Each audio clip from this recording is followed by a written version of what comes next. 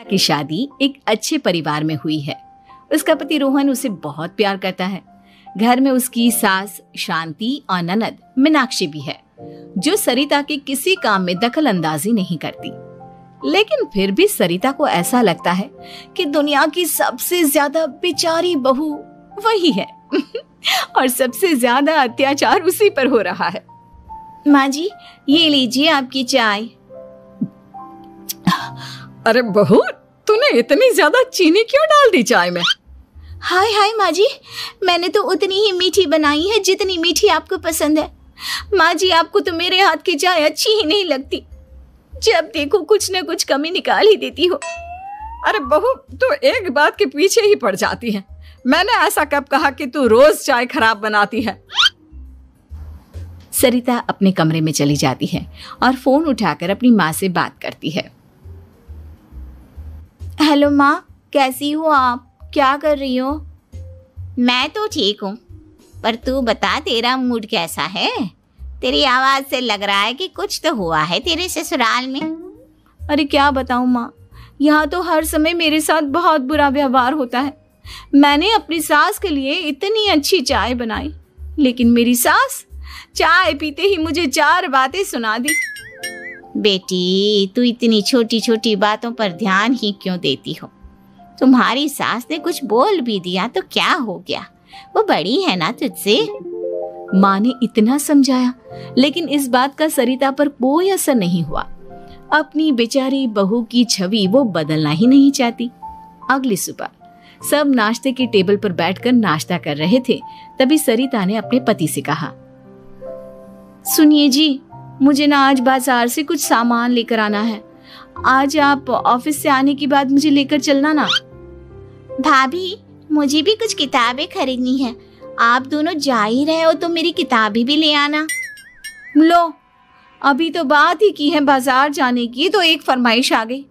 माँ जी, आप भी बता दो कुछ, और हाँ, मोहल्ले वालों से भी बोल दो अगर वो कुछ मंगवाना चाहते हो तो।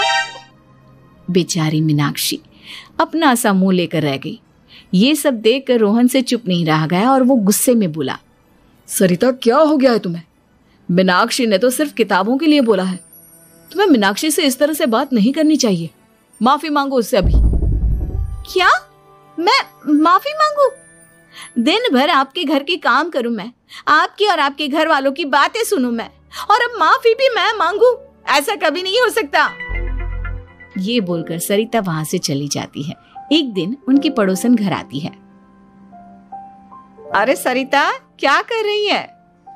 और क्या करूंगी भाभी जी, बस घर का काम ही कर रही हूँ। आप बताओ कैसे आना हुआ?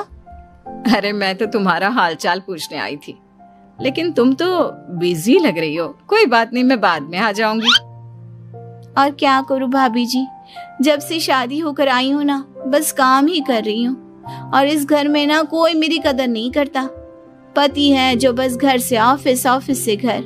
ननद को तो कॉलेज से फुर्सत नहीं। बची सास तो उनका सारा समय मेरी गलतियां निकालने में लग जाता है। अरे ये क्या कह रही हो सरिता? तुम्हारी सास तो पूरे मोहल्ले में तुम्हारी तारीफ करती फिरती है कि तुम बहुत अच्छी हो, पूरा घर तुम्ही ने संभाल रखा है। हाँ तो क्या हुआ, इसमें गलत क्या कहती है? सच्ची तो कहती है। मेरी मर्जी के बिना इस घर का पत्ता भी नहीं हिलता। शाम को जब रोहन घर आया तो उसने सबसे कहा, कल हम सबको मौसी जी के घर जाना है, उनकी बेटी की शादी है। सब अपनी अपनी पैकिंग कर लो, सुबह होते ही निकल जाएंगे। और सरिता, तुम कान खोलकर सुन लो, वहां जाकर किसी की बुराई भलाई शुरू मत कर देना, नहीं तो मुझसे बुरा कोई नहीं होगा। हाय हाय जी, आप तो ऐसे कह रहे हो जैसे मैं सुबह शाम सबकी बुराई करती फिरती हूँ। आज तक कोई कह नहीं सकता कि मैंने किसी की पीठ पीछे किसी के बारे में कोई बुरी बात बोली हो तो। अरे बस बहू, बात को और ज्यादा आगे मत बढ़ा। हमें सब पता है तो हमारे साथ क्या व्यवहार करती है। ये बात घर तक रखना, शादी में किसी को कुछ मत बोलना, नहीं तो सब कहेंगे कि शांति की बहू कितना बोलती है। हाँ हाँ, सब कुछ तो मैं ही बोलती हूँ ना। आप लोग तो हर समय फूलों की बारिश करते रहते हो मेरे ऊपर। सारी गलती मेरी है जो मैं इस घर में आई। सबका कितना ध्यान रखती हूँ, लेकिन फिर भी मेरी तो आप लोगों की नजर में कोई कदर ही नहीं है। अगली सुबह सब लोग मौसी जी के घर पर चले जाते हैं। वहां पर शादी का माहौल होता है। सब जगह चहल पहल होती है, बहुत सारे मेहमान आए हैं। सरिता को वहां बहुत अच्छा लग रहा है। वो अपने मन में सोचती है, यहाँ कितना अच्छा लग रहा है, कितनी रौनक है। मैं यहाँ किसी से ज्यादा बात नहीं करूंगी। अगर मेरे मुंह से कुछ ऐसा वैसा निकल गया तो रोहन जी तो मुझसे गुस्सा हो जाएंगी। सरिता ये सब सोच ही रही थी कि वहां रोहन की कजिन साक्षी आ गई और सरिता से बोली, आप सरिता भाभी हो ना? जितना आपके बारे में सुना था, आप तो उससे भी ज्यादा सुंदर हो। हाँ वो तो है, मेरी सुंदरता की तारीफ सब करते हैं। मेरे मायके में तो सब यही बोलते हैं कि रोहन जी की किस्मत बहुत अच्छी है जिन्हें मैं मिली। लेकिन आप कौन है? मैंने आपको पहचाना नहीं। मैं रोहन भैया की कजिन हूँ। आपकी शादी पर नहीं आ पाई थी ना, इसलिए आप मुझसे मिली नहीं कभी। शांति मौसी और मीनाक्षी आपकी बहुत तारीफ करते हैं। क्या कहा तुमने? मेरी तारीफ? कभी नहीं। मेरे ससुराल वाले कभी मेरी तारीफ कर ही नहीं सकते। मैं इतनी अच्छी हूँ, मेहनती हूँ, लेकिन उन्हें तो मेरी कदर ही नहीं। सारा दिन घर का काम करती हूँ, फिर भी मेरी सास ना मुझे सुनाती रहती है, और पति भी मेरी सास की साइड लेते हैं। ना कभी बाहर ले जाते हैं, ना कहीं घुमाने। अगर घुमाने के लिए कभी बोल भी देना तो उनकी बहन बीच में आ जाती है। मैं कैसे रह रही हूँ उस घर में, ये मैं ही जानती हूँ। सरिता की ये बातें सुनकर साक्षी को बड़ी हैरानी हुई। अब वो हर किसी के सामने अपनी बढ़ाई और ससुराल वालों की बुराई करने लगी। रोहन और शांति को सरिता पर बहुत गुस्सा आया, लेकिन वो चुप रहे। अगले दिन जब वो अपने घर पर आए, सरिता, तुमने क्यों सबके सामने मेरी इज्जत का तमाशा बनाया? तुमसे बोला था ना कि चुप रहना। अजी ऐसा भी क्या कह दिया मैंने जो इतना भड़क रहे हो? तुम जहां जाती हो अपना रोना शुरू कर देती हो। कभी किसी दूसरे की बात ही नहीं सुनती, बस अपनी कहती रहती हो। तुमने सबके सामने हमारा तमाशा बनाकर रख दिया है। हे भगवान, मुझे अपने पास बुला ले। जिस घर में मेरी कदर ही नहीं, उस घर में मेरा क्या काम? अरे क्या करूंगी मैं यहाँ रहकर? जो भी आता है मुझे सुनाकर चला जाता है। मैं तो किसी से कुछ नहीं कहती। सीधी सादी बहू मिल गई है ना सबको, तो जो जी में आए वो करो। सरिता ने अपने आगे किसी को कुछ बोलने ही नहीं दिया, और उस दिन भी उसने सबके सामने खुद को बेचारी बना ही दिया।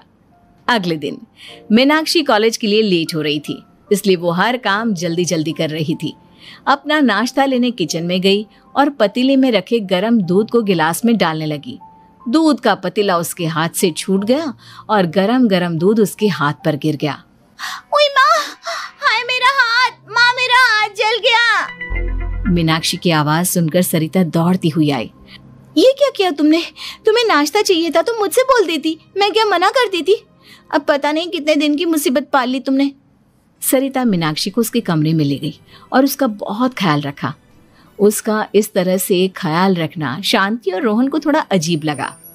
माँ, सरिता के दिमाग का भी कुछ पता नहीं। कल शादी में सबको इतना कुछ बोल कर आई है हमारे बारे में, और अब मीनाक्षी की कितनी अच्छी देखभाल कर रही है। ये ऐसा क्यों करती है? बेटा, तेरी बीवी की ना आदत हो गई है सबके सामने खुद को बेचारी दिखाने की, और आदत इतनी जल्दी नहीं बदलती। जब ये बोलना शुरू करती है तो रुकने का नाम ही नहीं लेती, इसलिए इसे पता ही नहीं चलता कि ये किसके सामने क्या बोली जा रही है। लेकिन दिल की बहुत अच्छी है। हमें भी अपना दिल बड़ा करके ये जैसी है इसे स्वीकार करना चाहिए।